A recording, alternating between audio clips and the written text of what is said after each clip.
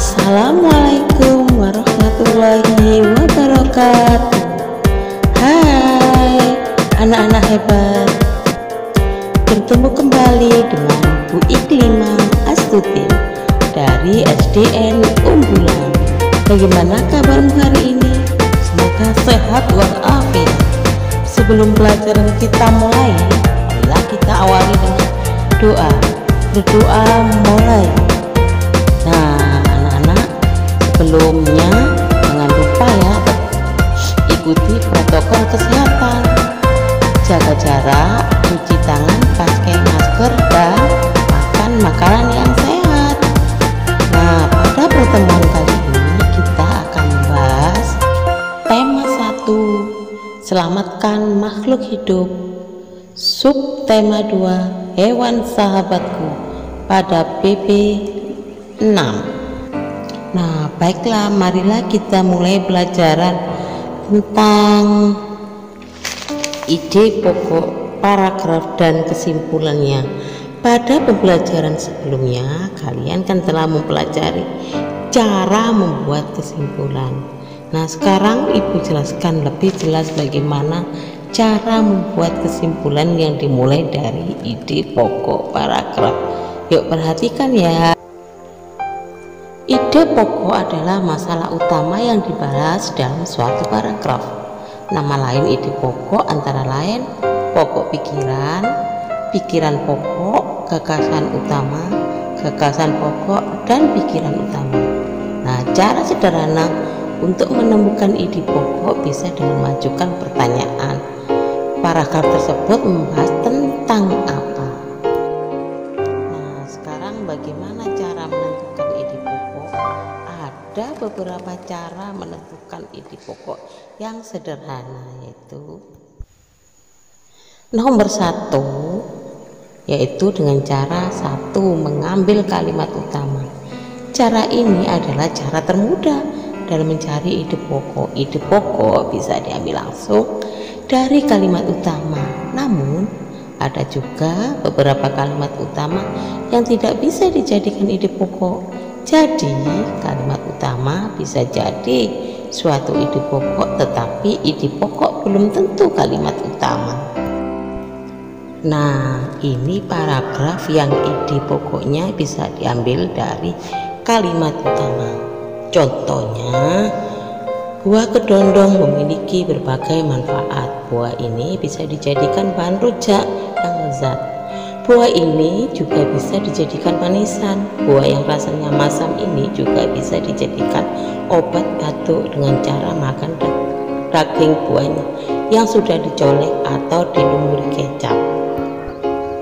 Kalimat utama paragraf di atas adalah kalimat pertama, yakni buah kedondong memiliki berbagai manfaat. Ide pokok sama dengan kalimat utama, sehingga ide pokoknya adalah buah kedondong memiliki berbagai manfaat. Cara yang nomor 2 adalah membalik kalimat utama atau menyimpulkan kalimat utama. Cara ini juga termasuk cara mudah dalam mencari ide pokok. Tinggal mencari kalimat utama, kemudian menyimpulkan menjadi ide pokok, atau bisa juga dengan cara membaliknya. Kalimat utamanya adalah buah kedondong memiliki berbagai manfaat. Contohnya, buah kedondong memiliki berbagai manfaat. Buah ini bisa dijadikan bahan rujak yang lezat. Buah ini juga bisa dijadikan manisan. Buah ini rasanya masam, ini juga dijadikan obat batuk dengan cara makan daging buahnya yang sudah dicolek atau dilumuri dengan kecap. Jadi ide pokoknya adalah 1, manfaat buah kedondong. Yang kedua, berbagai manfaat buah kedondong. Yang ketiga, khasiat buah kedondong. Cara yang ketiga yaitu menyimpulkan isi paragraf. Menyimpulkan isi paragraf digunakan untuk menentukan ide pokok.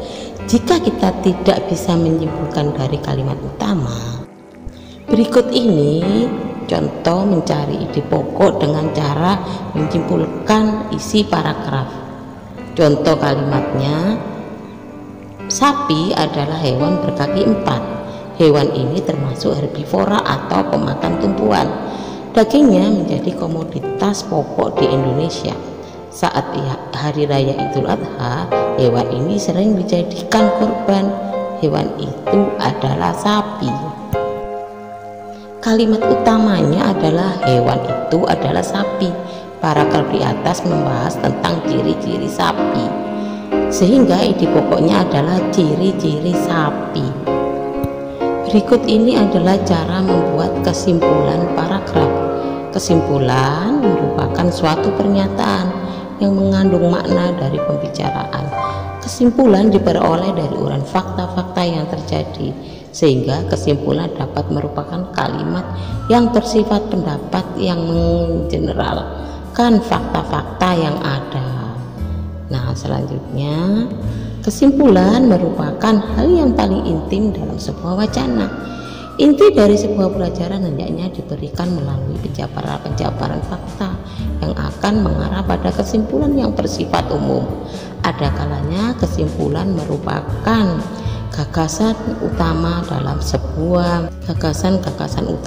sebuah teks dapat membentuk suatu simpulan. Artinya simpulan sangat bersifat umum dan dirangkai berdasarkan penjabaran fakta yang diberikan.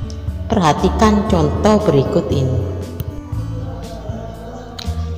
Data kriminalitas menunjukkan bahwa sebanyak 5.987 kasus kejahatan menimpa anak-anak. Hal ini tentu menyita perhatian publik. Pasalnya sebanyak 2.007 anak terlibat dalam tindakan kejahatan, sementara sisanya sebagai korban. Kasus kejahatan ini meliputi pencurian, pembegalan, narkoba, dan seks. Menimpanya kasus kejahatan melibatkan anak-anak itu tentu menjadi perhatian masyarakat. Pendidikan karakter yang digadang-gadang dapat membentuk karakter anak sesuai dengan karakter bangsa pun belum jelas terlihat. Pakar psikologi anak menjelaskan bahwa pendidikan karakter anak adalah tanggung jawab orang dewasa, lingkungan, dan juga sekolah. Oleh karena itu, pendidikan anak adalah tanggung jawab bersama, bukan hanya satu pihak tapi semua pihak. Pada contoh di atas, gagasan utamanya pada paragraf akhir yang dicetak miring dan tebal pada wacana di atas. Gagasan utamanya juga merupakan kesimpulan dari wacana yang ingin disampaikan ialah masalah pendidikan anak. Kalimatnya dengan penulisan lot atau etalik. Kesimpulan pada paragraf di atas merupakan ide pokok yang terdapat pada akhir paragraf tersebut, anak-anak. Nah, sampailah materi kita ini tentang cara membuat para kesimpulan dari sebuah ide pokok. Bagaimana anak? Sudah jelas? Nah, tugas kalian latihan soal-soal pada aktivitas 1 halaman 61. Nah, selamat bekerja anak-anak. Saya akhiri. Assalamualaikum warahmatullahi wabarakatuh. Semangat.